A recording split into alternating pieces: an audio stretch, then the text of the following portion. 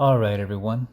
So today's notes are going to be a little different than most because we're going to be taking notes here and then we're going to go straight to the screen after this to do some examples together, okay? So anyhow, today's lesson is called Interpreting Linear Functions from a Graph, okay?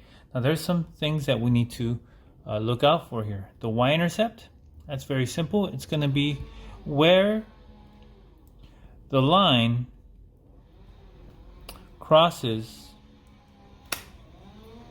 the y-axis. Okay, so I'll just do a rough sketch right here. So the y-intercept will be that point right there. Okay, so the graph could be going upwards. This would mean it would be a positive slope. We'll talk about that right now. Okay, but the y-intercept is where the graph or the line crosses the y-axis. So remember, this is the y-axis here, and this is the x-axis. And this is 0, 0 right here, okay? So you're used to seeing the full Cartesian plane here, or the coordinate graph, right? But we're only looking at the first quadrant here. Now, let's say I draw another graph here, and my y-intercept's all the way up here, but it's going down, right? That's also possible. From here, it can also go up as well. Okay, so anyways, this is the y-intercept here. And the y-intercept is usually the starting point, okay? So the y-intercept, we can just call it the starting point. In most of our examples, that's what it will be, the starting point, okay? All right, now, let's talk about slope. Now, you've heard of this word before. Slope is basically the rate of change. Okay? So for example, we've been doing a lot of problems with slope or rate of change. We've been talking about like how much money you have to pay a gym membership each month, right? So let's say we sign up for $50 and then we have to pay $20 each month. So the part that repeats, that's our slope. The rate of change, so $20 each month. Okay? And so we're going to be looking at that, but there is a formula for finding the slope, okay? And you guys have probably already seen this before.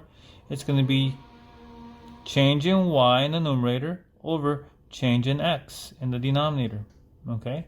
In other words, you need 2 points here, 2 coordinates to calculate the slope, okay? But one easy way to think of it is it's the rate of change. So right now, all I want you to do is copy all this down because we are going to be using this in the following examples, okay?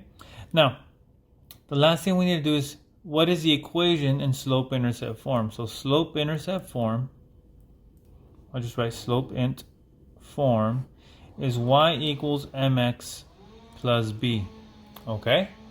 Now, you're used to seeing it this way, right? But m stands for slope, and b stands for the y-intercept, okay? So let's do a few examples written in this form, and then we will identify each part, okay?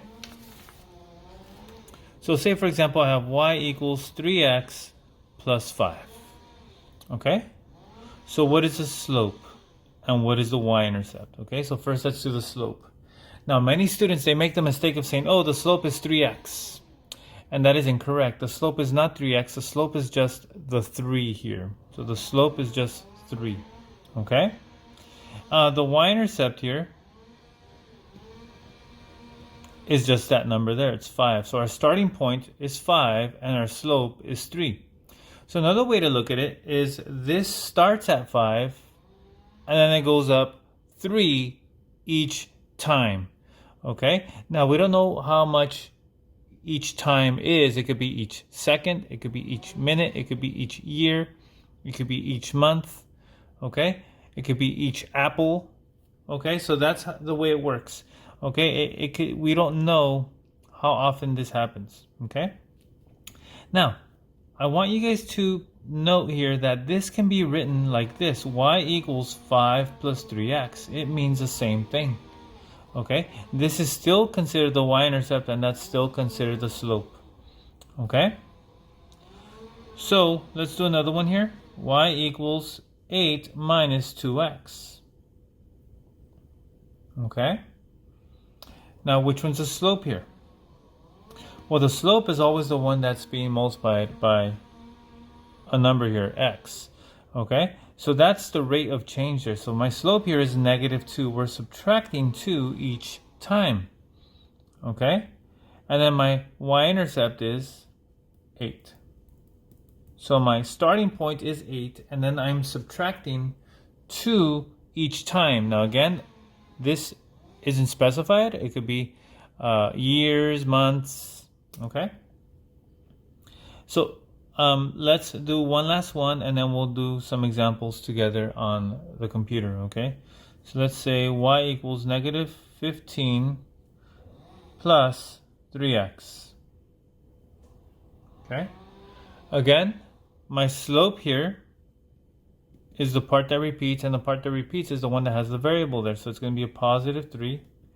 And then my y-intercept is -15. That's my starting point. So remember the y-intercept? The y-intercept is your starting point, okay? And then your slope is your rate of change.